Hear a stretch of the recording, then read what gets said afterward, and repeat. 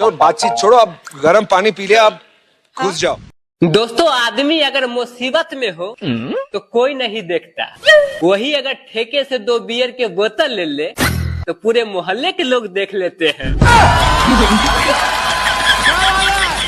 दोस्तों, जिंदगी एक जंग है, जब तक बीवी संग है।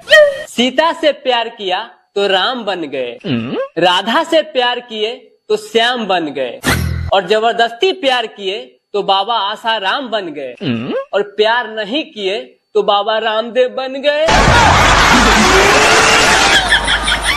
एक बिहारी आदमी के तपस्या से प्रसन्न होकर भगवान बोले, बालक ये लो अमृत, इसे पी लो।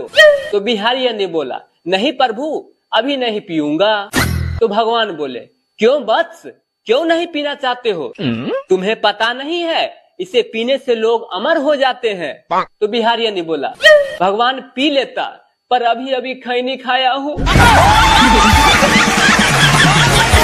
एक बेटा ने अपने पापा से बोला कि पापा, आपसे मेरा एक प्रश्न है।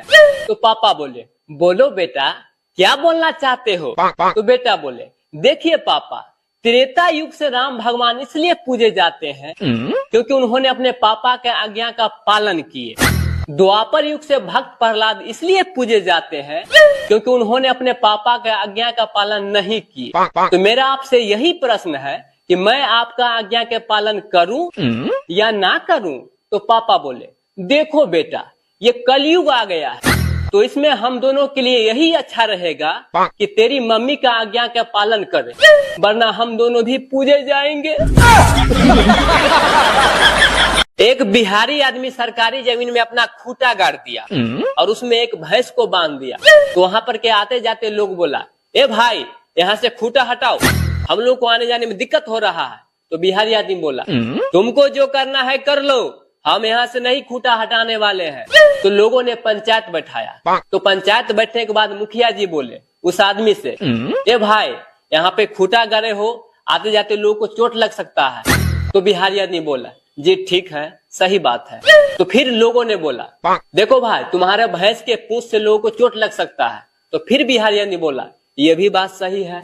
तो फिर लोगों ने बोला, भैंस को गोबर करने से यहाँ पर गंदगी फैल सकता है। तो बिहारी आदमी बोला, ये भी सही है।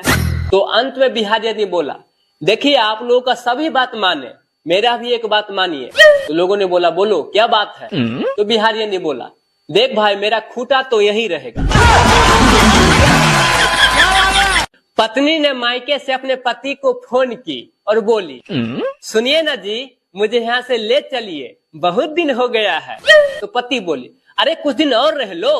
तो पत्नी बोली, नहीं नहीं जी, भैया, भाभी, मम्मी, पापा, चाचा, चाची, सबसे 2-3 बार लड़ लिया हूँ, पर तुम्हारे जैसा मजा किसी में नहीं आता है। दोस्तों, एक पेड़ पर उल्लू बैठता था। पेड़ को किसी ने काट डाला। पेड़ खुश होके बोला, चलो मरकर ही सही, कम से कम ये उल्लू से तो पीछा छूटा। पर दोस्तों, पेड़ का खुशी उस समय गायब हो गया जब उस पेड़ के लकड़ी से संसद भवन का कुर्सी और टेबल बनाया गया। दोस्तों, इतिहास गवाह है कि आज भी उस कुर्सी और टेबल पर कुछ उल्लू ही बैठते हैं।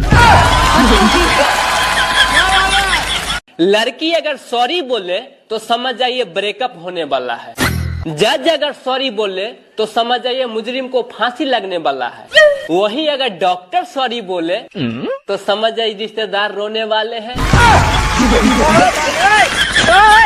शादी के 2 महीना बाद ही सास बहू झगड़ रही थी। तो बेटा ने पापा से बोला, पापा, माँ को समझाइए ना कि हमारी पत्नी से न लड़े।